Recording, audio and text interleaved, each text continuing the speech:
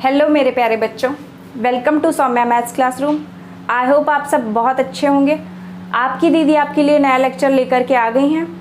और जैसा कि कल हमने देखा था कि हमने transpose of a matrix, symmetric matrix और स्क्यू सिमेट्रिक मैट्रिक्स सीख लिए थे, जिन्हें हम हिंदी में आव्यूह का परिवर्त, सममित आव्यूह और विषम सममित आव्यूह कहते हैं। तो आज हमें क्या करना है, अपने उसी ज्ञान को इम्प्लाई करना है अपनी एक्सरसाइज नंबर 3.3 पर। तो चलिए देखते हैं जल्दी से कि हमें इसमें क्या क्या सॉल्व करना है।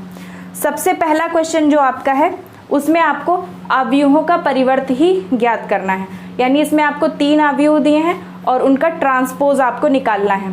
तो आइए हम देखते हैं कि हमारे कौन कौन से मैट्रिक्स हैं और उनका ट्रांसपोज हमें कैसे निकालना है। अब मैं आपको एक जल्दी से ब्रीफ वो दे दूँ, रिवीजन करा दूँ कि आपने कल ट्रांसपोज ऑफ मैट्रिक्स में क्या सीखा था। जब भी हम किसी मैट्रिक्स का कि रो को कॉलम बना देते हैं और कॉलम्स को रो में बदल देते हैं तो क्या होता है, हमारा वो मैट्रिक्स अपने ट्रांसपोज फॉर्म में चेंज हो जाता है। तो हमें यहाँ पर यही करना है, हर मैट्रिक्स की रो को कॉलम और कॉलम को रो बना करके उसका हमें जो ट्रांसपोज होगा या परिवर्त होगा उसे याद कर लेना है। तो सबसे पहला आपको मैट्रिक्स दिया हुआ है जिसमें केवल एक कॉलम है। आप देख रहे हैं कि जो 3 आपके अवयव हैं मैट्रिक्स में वो क्या हैं, तीनों एक ही सीधे खड़े हुए सेट हैं और इसी को हम कहते हैं स्तंभ या फिर कॉलम। तो ये क्या है, कॉलम मैट्रिक्स है। ये आपका फर्स्ट क्वेश्चन है, इसी को हम मान लेंगे ए। वैसे तो आपको ए यहाँ पर नहीं दिया है पर आपको क्या करना है, ए मान लेना है। अब इसका जब हम परिवर्त निकालेंगे तो आप क्या कर सकते हैं, if A is equals to this then transpose of A, transpose of A is equals to A dash.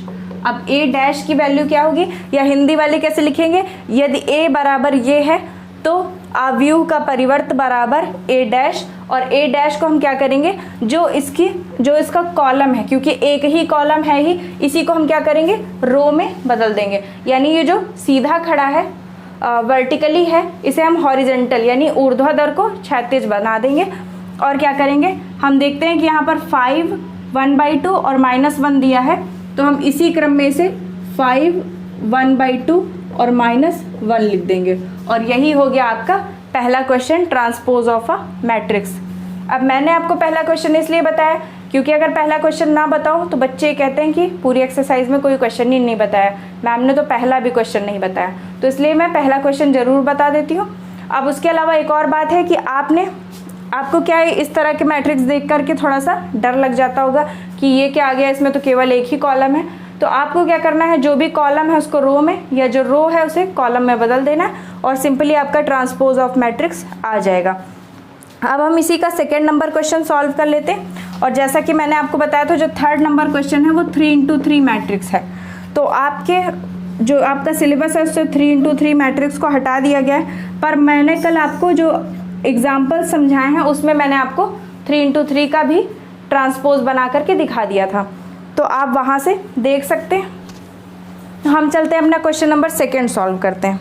Second में क्या है, इसको हमने ए मान लिया, ए बी सी डी आप कुछ भी मान सकते हैं, कैपिटल लेटर्स में आप मान सकते हैं। आपने ए मान लिया और जब हम इसका ट्रांसपोज निकालेंगे तो ए डैश या फिर इसे ए के ऊपर कैपिटल टी लिख कर भी निकाल सकते हैं, ए टी कहते हैं। अब क्या होगा, जो भी हमारी रो है उनको कॉलम या फिर जो कॉलम है उनको रो बना देंगे। तो हम देखते हैं कि हमारा पहला कॉलम क्या है, 1 2। तो अब ये जो कॉलम है यानी ये ऐसे सीधा खड़ा है, तो इसको हम ऐसे क्षैतिज रेखा में लिख देंगे 1 2। और दूसरा कॉलम है -1 3, इसको यहाँ पर हम क्षैतिज रेखा में लिख देंगे -1 3। और यही बन गया आपका ट्रांसपोज ऑफ अ मैट्रिक्स। अब आप देख रहे हैं कि जो आपका कॉलम था वो यहाँ पर रो बन गया है, और जो आपकी रो थी 1 -1 वो यहाँ का कॉलम बन गया है 1 -1। तो आप चाहे रो को कॉलम में बदल दें या फिर कॉलम को रो में, जब आप एक चीज़ को दूसरे में बदलेंगे तो दूसरी पहले अपने आप ही पहली में चेंज हो जाएगी। तो इसलिए इसी तरीके से आप ट्रांसपोज ऑफ मैट्रिक्स निकाल सकते हैं। तो आपके क्वेश्चन नंबर 1 में 3 पार्ट हैं, first second third. Third part आपका जो है वो 3x3 मैट्रिक्स है। लेकिन वो भी इतना ही ईजी है। और पिछले क्लास में कल ही की क्लास में मैंने आपको समझाया भी है, 3 into 3 का भी इसी तरह सेम निकाला जाता है। तो आई होप आप वो क्वेश्चन जो है आपका वो आप उसे लगा लेंगे। उसके बाद जो आपका क्वेश्चन नंबर 2 है वो भी 3 into 3 मैट्रिक्स है, तो उसे भी हम अभी के लिए स्किप कर देते हैं। जो क्वेश्चन नंबर 3 है और जो क्वेश्चन नंबर 4 है वो आपका 2nd नंबर क्वेश्चन जैसा ही है। तो अगर हम क्वेश्चन नंबर 3 और 4 पढ़ लेंगे तो अगर हम 2nd नंबर क्वेश्चन नहीं भी पढ़े होंगे तो हमें आ जाएगा, क्योंकि मेनली आपको क्या करना है, आपको एक्सरसाइज का एक एक सवाल लगाने पर गौर करना है, ये बात सही है, लेकिन ये जिम्मेदारी आपकी है, टीचर की नहीं। टीचर की जिम्मेदारी सबसे बड़ी क्या है कि वो आपको इतने अच्छे से बेसिक तैयार करा दे कि आपको किसी भी क्वेश्चन में कोई भी प्रॉब्लम ना हो। अब उसके बाद में सही कैलकुलेशन करना, सही फॉर्मूला रखना और सही तरीके से उसे सॉल्व करना, ये आपकी जिम्मेदारी है। तो हम चलते हैं अपने क्वेश्चन नंबर 3 की तरफ। उसके अलावा बच्चों आपसे एक रिक्वेस्ट है कि प्लीज़ चैनल को ज़्यादा से ज़्यादा सब्सक्राइब करें, वीडियोस को लाइक करें, चैनल को शेयर करें, अपने छोटे बड़े भाई बहनों को जोड़ें, क्योंकि ये यहाँ पर कोई एंटरटेनिंग क्लास नहीं हो रही है या कोई ऐसी चीज़ नहीं हो रही है, ये पढ़ाई लिखाई से रिलेटेड है, सभी के काम का है। अगर आपने क्लास 12th को क्रॉस भी कर लिया, आप ग्रेजुएशन भी कर रहे हैं, मान लीजिए किसी ने कोई बीएससी मैथमेटिक्स से कर रहा है या एमएससी कर रहा है, तो जो इस समय ट्रांसपोज ऑफ मैट्रिक्स चल रहा है, जो भी सिमेट्रिक स्क्यू सिमेट्रिक मैट्रिक्स चल रहा है, ये एमएससी तक आपका काम देने वाला है। और इसी फॉर्म में आपको, यानी यहाँ के कुछ क्वेश्चन आपको मिलेंगे। अगर किसी दिन मौका मिला तो मैं आपको अपनी बुक्स में दिखाऊंगी कि कुछ क्वेश्चन भी आपको बीएससी में ऐसे मिलेंगे जो वही है जो 12th की बुक में है, क्योंकि मैथ्स चेंज नहीं होती है। आपको करना क्या है, बस उसे मतलब उसी का थोड़ा सा लेवल बढ़ता जाता है, जैसे आपने 10th में थोड़ा कम पढ़ा, 11th में उससे ज़्यादा, 12th में उससे ज़्यादा, तो इसी के लिए क्या होता है, बेसिक सब सेम होते हैं। तो ज़्यादा से ज़्यादा अपने भाई बहनों को जोड़िए, अगर कोई बीएससी कर रहा है तो उसे भी जोड़िए, उसे भी बताइए। इस समय मतलब आपको क्या करना है, जो भी आपके काम का है उसे उठा लेना है। यानी आपके काम का इस समय ट्रांसपोज सिमेट्रिक स्क्यू सिमेट्रिक चल रहा है, आप उसे समझ लीजिए, समझकर आगे बढ़ जाइए, कोई प्रॉब्लम नहीं है। और उसके अलावा प्लीज़ चैनल को सपोर्ट कीजिए, क्योंकि आप देख रहे हैं कि मैं आपके लिए बहुत मेहनत कर रही हूँ और इसके साथ में मेरा बहुत ही टाइम लॉस भी हो रहा है। जब से 1 महीने से मैंने आपकी क्लासेस लेना स्टार्ट किया है, तब से मेरी खुद की पढ़ाई काफ़ी रुक गई है। तो इस वजह से प्लीज़ बच्चों, अगर मैं आपके लिए मेहनत कर रही हूँ तो प्लीज़ आप भी थोड़ी मेरी हेल्प कीजिए और चैनल को ज़्यादा से ज़्यादा सब्सक्राइब कीजिए। ओके, तो चलिए हम चलते हैं अपने क्वेश्चन नंबर 3 की तरफ और फटाफट देखते हैं कि इसमें हमें क्या निकालना है। तो आई होप आपको ये वाला क्वेश्चन समझ में आ गया होगा और आप इसका स्क्रीनशॉट ज़रूर ले लीजिएगा। तो बच्चों हम चलते हैं अपने क्वेश्चन नंबर 3 पर और देखते हैं कि इसमें हमें क्या चीज़ सॉल्व करनी है। यहाँ पर आपको ए और बी नाम के 2 चंगू मंगू मैट्रिक्स दिए हुए हैं, जिनमें से एक को तो आपको डायरेक्ट ट्रांसपोज फॉर्म में ही दिया हुआ है, जो है हमारा ए, जिसमें आप देख रहे हैं कि आपको मैट्रिक्स ए नहीं दिया, ए डैश दिया हुआ है। पहले से आपको ए डैश दे रखा है और दूसरा आपको एक सिंपल मैट्रिक्स दे रखा है बी। अब यहाँ पर हमें 2 क्वेश्चन दिए हुए हैं। फर्स्ट क्वेश्चन में प्रूफ करना है ए प्लस बी का ट्रांसपोज ए के ट्रांसपोज और बी के ट्रांसपोज के योग के बराबर होगा। तो ये मैंने आपको प्रॉपर्टी में ही बताया था, कल मैंने आपको बताया था कि जब हम किसी मैट्रिक्स का ट्रांसपोज करते हैं तो उसकी कुछ प्रॉपर्टीज़ होती हैं। तो उन गुणधर्मों में ये आता है कि जब आप किसी भी मैट्रिक्स को 2 मैट्रिक्स को जोड़ करके उसका ट्रांसपोज करेंगे तब, और दोनों का अलग ट्रांसपोज करके उन्हें जोड़ेंगे तब, दोनों स्थितियों में आंसर बराबर आता है। तो अब हमें क्या करना है, अपनी इसी आइडेंटिटी को या इसी प्रॉपर्टी को हमें प्रूफ करके दिखाना है। और अगली प्रॉपर्टी क्या होती है, उसमें प्लस की जगह माइनस होता है, तो उसे भी आपको प्रूफ करना है। तो मैं आपको एक बताऊंगी प्लस वाली प्रॉपर्टी, माइनस वाली आप खुद प्रूफ करिएगा। और उसके अलावा मैं आपसे बता दूं कि आप क्या कर सकते हैं, अपनी मैथ्स को इम्प्रूव करने का आपके पास एक और बहुत अच्छा तरीका है। आप हर एग्जाम्पल को अच्छे से सॉल्व कीजिए, और अगर आप नहीं सॉल्व कर सकते, समय नहीं है आपके पास, तो कम से कम एक पेंसिल लेकर के उसे देखिए और जहाँ भी कोई चीज़ ना समझ में आए अंडरलाइन कीजिए, अगले दिन टीचर से पूछ लीजिए। और उसके बाद में मतलब हर मैट्रिक्स को हर एग्जाम्पल को आप इतना अच्छे से समझ लीजिए जैसे कि आपने उसे सॉल्व कर लिया है। तो जब आप एग्जाम्पल सॉल्व कर लेते हैं, यानी पहले बेसिक सीखिए फिर एग्जाम्पल सॉल्व करेंगे, तो क्या होगा, जब आप क्वेश्चन पर पहुंचेंगे तो आपको क्वेश्चन नया नया सा नहीं लगेगा, आपको याद आ जाएगा कि अच्छा मैंने उस एग्जाम्पल में से सॉल्व करना सीखा था। तो अब हम देखते हैं अपने इस क्वेश्चन को। यहाँ पर हमें क्या करना है, पहले तो क्योंकि यहाँ पर आपको ट्रांसपोज दिया हुआ है और यहाँ पर आपको ट्रांसपोज नहीं दिया हुआ है, तो अब यहाँ पर हमें इसका ट्रांसपोज निकालना होगा, जबकि यहाँ पर इसका हमें नॉर्मल मैट्रिक्स निकालना होगा। अब ये क्यों? क्योंकि इस जगह पर हमें बी के ट्रांसपोज की ज़रूरत पड़ेगी, वो हम यहाँ निकालेंगे। और यहाँ ए का ट्रांसपोज दिया हुआ है, लेकिन यहाँ पर बी हमारा नॉर्मल दिया है और हमें ए नॉर्मल फॉर्म में रखना है। तो अब यहाँ पर ट्रांसपोज है तो हमें यहाँ पर नॉर्मल फॉर्म में ए निकालना होगा। तो सबसे पहले हम क्या करेंगे, ए ट्रांसपोज से या ए डैश से हम ए को निकालेंगे और बी से बी ट्रांसपोज को निकालेंगे। तो आइए निकालते हैं। सबसे पहले हम निकालेंगे ए को।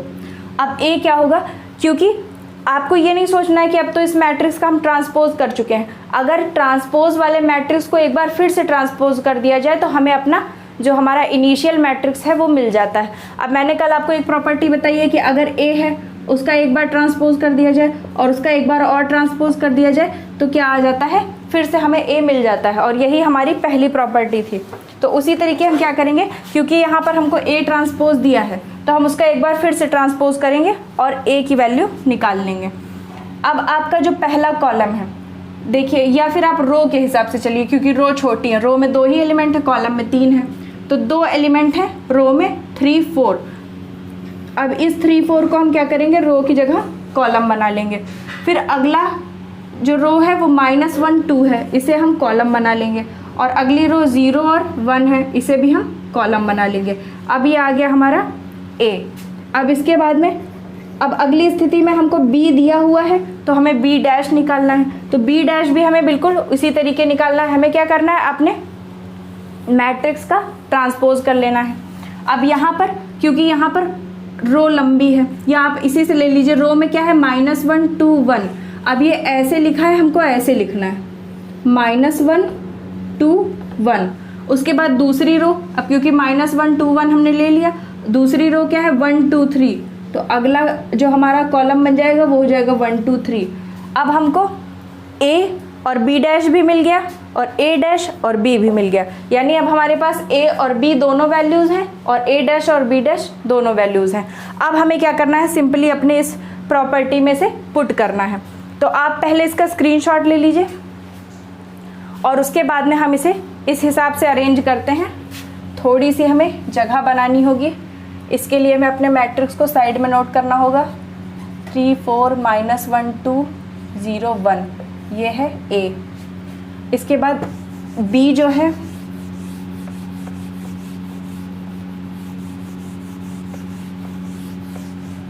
बी है क्या चीज़, -1 1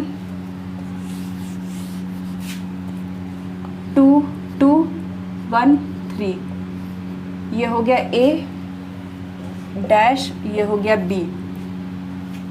अब हम यहाँ पर अपनी ये प्रॉपर्टी नोट कर लेते हैं। ऊपर पहली प्रॉपर्टी हमें क्या दी है, ए प्लस बी का ट्रांसपोज ए के ट्रांसपोज प्लस बी के ट्रांसपोज के बराबर हमें दिखाना है। तो आइए एक एक वैल्यू हम पुट करते हैं। पहले हम ब्रैकेट लगाएंगे और ए लिखेंगे। ए हमने यहाँ पर निकाला है। ए में हमारा कौन सा मैट्रिक्स है, 3 4 -1 2 0 1, इतना हो गया हमारा पहला मैट्रिक्स। फिर बी लेना है हमें, बी है यहाँ पर, बी की वैल्यू -1 1 2 2 1 3 है, ये हो गया बी।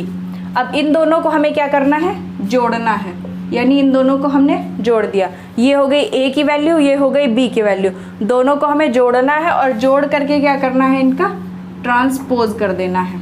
इतना तो हमारा पहला सेट हो गया क्वेश्चन।